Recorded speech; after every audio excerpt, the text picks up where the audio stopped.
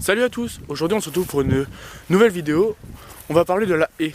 La haie, ce corridor écologique qui est très important de préserver et de reconstituer. Voilà, je vous emmène avec moi. C'est parti. Bon, déjà la haie est super utile pour nous, pour les agriculteurs. Parce qu'en gros, elle va retenir les eaux et éviter que l'eau stagne dans les champs. Elle peut également servir de brise-vent. En gros, quand il a une haie, ça va filtrer le vent et on aura moins froid. Il y aura clairement moins de vent. Ensuite, pour les éleveurs, ça crée de l'ombre pour les chevaux, pour les vaches, pour ce qu'on veut, les animaux quoi. Et voilà, c'est super. Bon, c'est super aussi pour la biodiversité. Parce que en gros, on appelle ça un corridor écologique. En gros, c'est là où les animaux vont pouvoir passer, admettons, d'une ville à une autre, d'un réservoir de biodiversité à un autre. Ça crée des beaux refuges pour la faune, notamment la microfaune, qui vont aller s'y cacher. Les oiseaux vont aller y nicher. Les bécasses, ils vont aller, par exemple, se mettre dedans pour tout trouver la nourriture, tout ça. Et voilà. Au printemps, il y a toujours plein de belles fleurs pour les insectes. Ici, c'est du prunellier. Voilà, du prunellier. Ici, on a du sureau noir. Encore du prunellier. Ici, on a de l'aubépine. Aubépine, voilà. Voilà de l'aubépine. Encore du prunellier. Ça, c'est l'églantier. Voilà. Et comme je l'ai dit, les oiseaux vont venir nicher dedans et ça crée aussi de très beaux perchoirs pour les rapaces, etc. qui s'en servent énormément pour chasser. À l'automne, la haie permet de nourrir de nombreux animaux parce que la plupart même tous, des arbustes, et ben en gros ils vont en faire leurs fruits. Donc l'aubépine, il va faire des sénelles. L'églantier des cynorhodons, etc. Donc la microfaune nous nourrit, même toute la faune en fait, les oiseaux, les grands mammifères, la microfaune, et voilà. Même l'entomofaune, je crois que c'est comme ça qu'on dit. La haie peut être aussi constituée d'arbres. Ici on voit un charme, là-bas j'irai un frêne.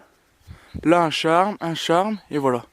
C'est une haie avec des arbustes, mais aussi des arbres. Ce qui est très très important. Pour avoir une haie super riche en biodiversité, il faut mélanger les espèces. Il ne faut pas mettre qu'une seule espèce.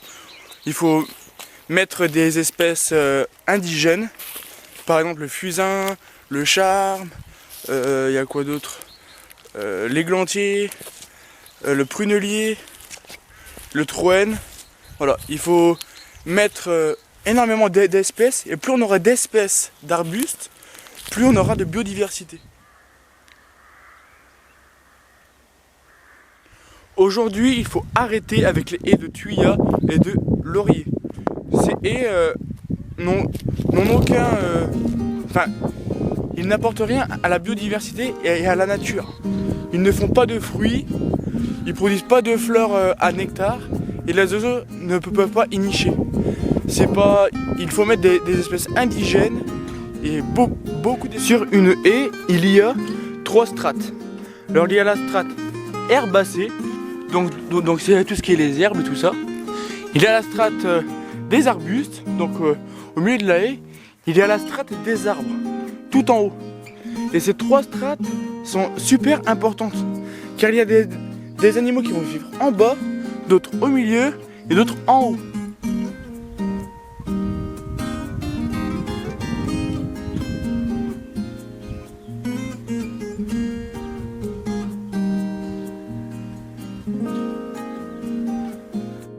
Voilà un bel exemple. Ici, au pied de la haie, on voit une trace de sanglier. Donc on les reconnaît aux deux trous derrière, voilà. Donc on voit bien que ici il y a du passage.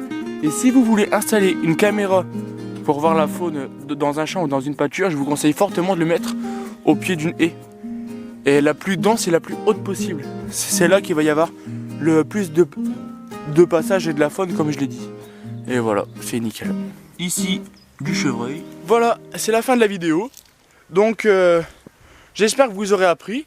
Donc, il est important de planter des haies, mais pas n'importe comment et pas n'importe où. C'est important de diversifier les espèces, de ne pas mettre de tuya, de laurier, mais voilà. Et faire en sorte que la biodiversité vienne, mettre des arbres, et voilà, c'est super important. Et aussi, une dernière chose, évitez de trop couper vos haies, en carré. C'est pas bon. Il faut la laisser pousser un petit peu, qu'elle soit haute, qu'elle soit dense, et là ça sera encore plus utile. On voit trop de haies taillées nickel, sans une brindille qui dépasse, et ça c'est vraiment pas bon. Voilà, donc je compte sur vous pour faire de votre mieux, planter des haies avec des essences indigènes, et je vous laisse. Ciao!